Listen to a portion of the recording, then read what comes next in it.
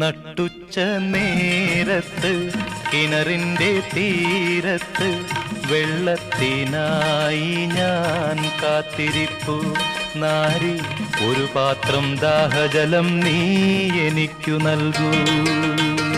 അയ്യയ്യോ നീയൊരു യൂതൻ, ഞാൻ ഇന്നൊരു ശമരായത്തി, ഞാൻ കോരിയ വെള്ളം തൊട്ടാൽ തീണ്ടലില്ലേ, ഞാൻ കോരിയ വെള്ളം തൊട്ടാൽ തീണ്ടലില്ലേ.